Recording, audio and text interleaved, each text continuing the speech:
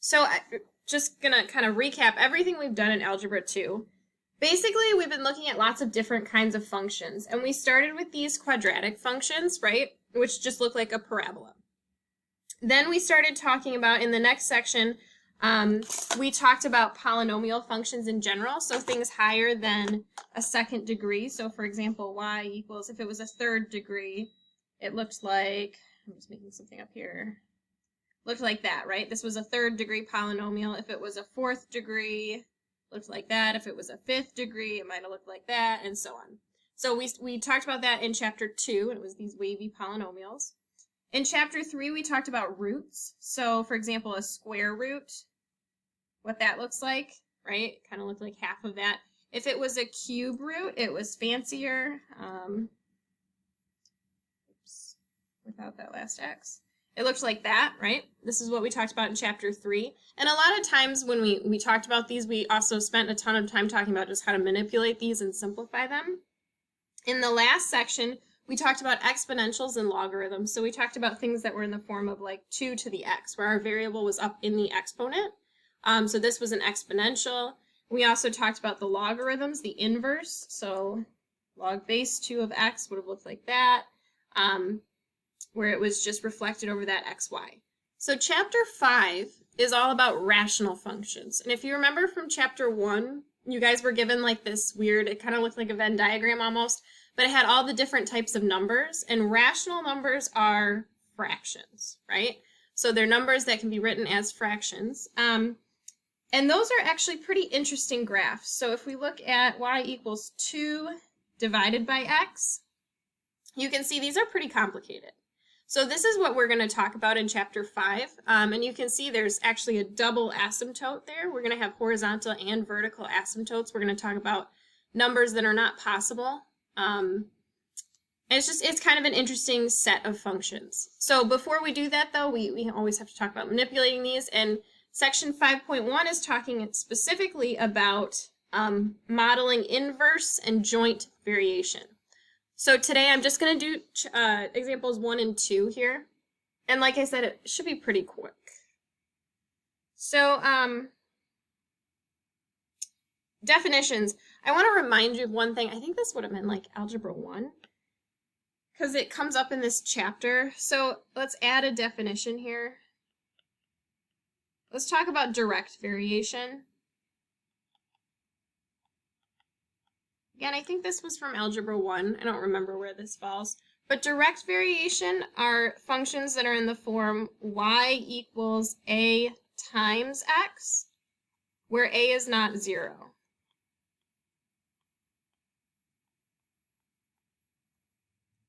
And we just need that in terms of classifying, because we're going to be classifying different types of variation. So we have to make sure we recognize direct variation as well. However, the focus of this section is going to be on inverse variation. So two variables, x and y, show inverse variation. Inverse variation if they are related as follows. Y equals a divided by x, where x is not 0, because we can't divide by 0. So a is just going to be a number. You can see it's a rational function, right? It's going to be that fraction form. So the constant a is the constant of variation. Constant of variation.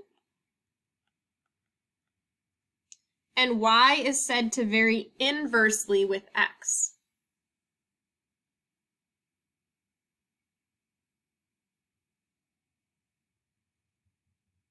So example 1 is just about recognizing types of variation.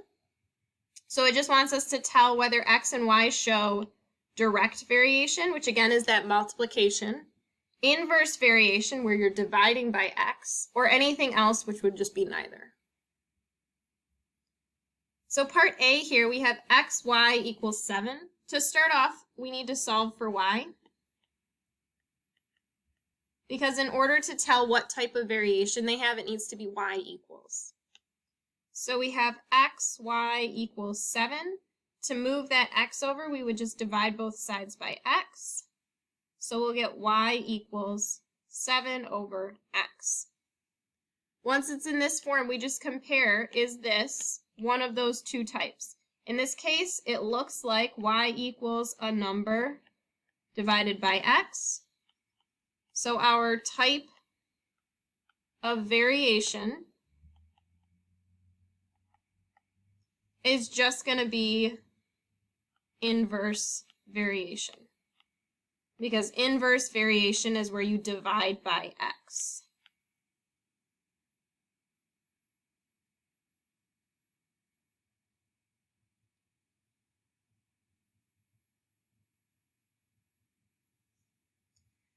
So then part B, we have y equals x plus 3. We've already solved for y here, so we don't need to do any manipulation here. So really, we're just comparing our forms here. So this does not look like a y equals a over x. And this doesn't look like y equals a times x, which means that the type of variation is just going to be neither.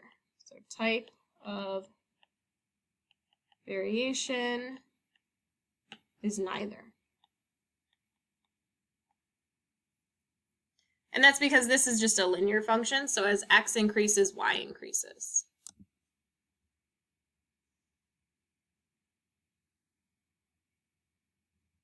Then part C, we have y divided by 4 equals x. So again, we want to start by solving for y. Solve for y.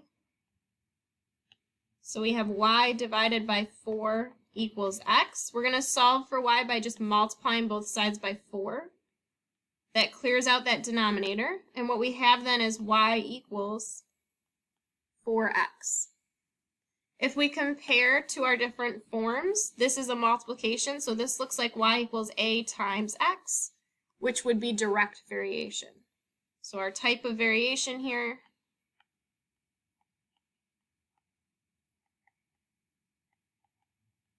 is direct, or direct variation.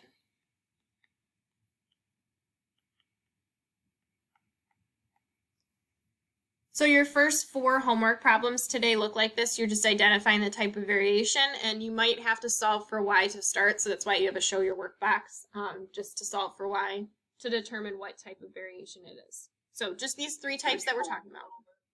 Say that again?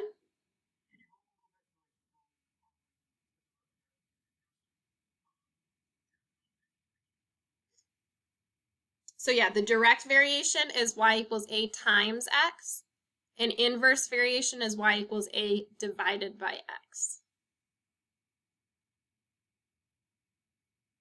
So then example 2 is going to be about actually finding these inverse variation functions, what these look like. So for example 2, these, for whatever reason, the book writes these problems kind of weird. They have us do 2 things in one problem, which is always a little challenging on Go Formative, but I'll tell you how I want the answers once we do this example. So part A says the variables x and y vary inversely, and y equals 7 when x equals 4. Write an equation that relates x and y, then find y when x equals 2. So this this last sentence, this is sort of the second part of the problem. So let's start by finding our inverse relation first. So our first step for these is that we're going to plug y equals 7 and x equals 4 into y equals a over x. So it's just going to be 7 equals a over 4. Then we need to solve for a. So our second step, solve for a. So in this case, we would just multiply both sides by 4. So we get a equals 28. Word of warning here, if your x happens to be a fraction, you need to multiply by the reciprocal. Number 8 on your homework does this, and for number 8, you'll want to leave it as a decimal rather than a fraction, just because otherwise you're going to have a triple fraction, which never looks good. So once you have your a, our third step is to plug a into that general inverse relation, which is y equals a over x. So you have y equals 28 over x. And that is our inverse relation function. Now that last step in the problem, or that last thing that they asked us to do, was to plug in this case it wanted plug x equals -2 and solve for y. So you just take that equation you just found, and you have y equals 28 over -2. Hopefully you're okay with doing that math. You get y equals -14. Okay, so how the heck do I want this written into GoFormative? On GoFormative, you're going to write your answer as, from step 3, whatever function you got, so y equals 28 over x, and then just put a comma, -14. No spaces.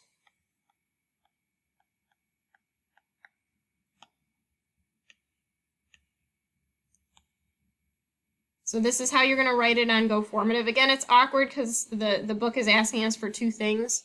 But this is just our inverse relation, and then it's when x was -2, y is -14.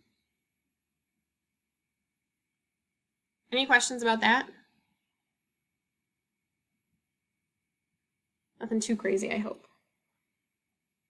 All right, so part B, same idea. It says the variables x and y vary inversely, and y equals 3 when x equals 4. Write an equation that relates x and y, then find y when x equals 2. So we're going to start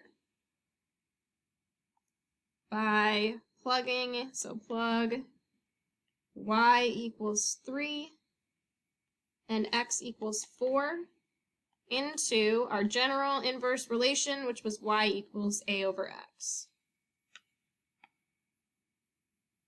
So we'll have 3 equals a over 4. Our second step then is to solve for a. This is sort of like what we did back in 4.9 recently, where we just had to plug things back and forth to solve for a. Fortunately, we don't have to solve for a b here, so it's a little easier. So to solve for a, you're just going to multiply by the bottom of this fraction.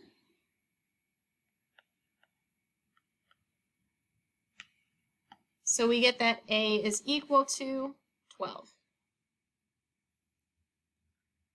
Once you get your a, we can plug that into the general equation. So plug a into y equals a over x.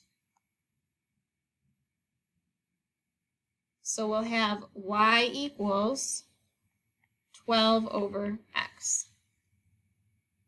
That is our inverse relation. And then they want us to find y when x equals 2. So we'll just plug this in here. We have y equals 12 over 2. Oops, not 12 over x. 12 over 2. So that would be y equals 6.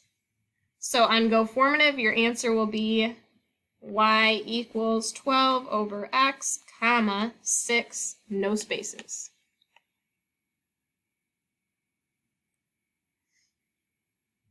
Any questions about that?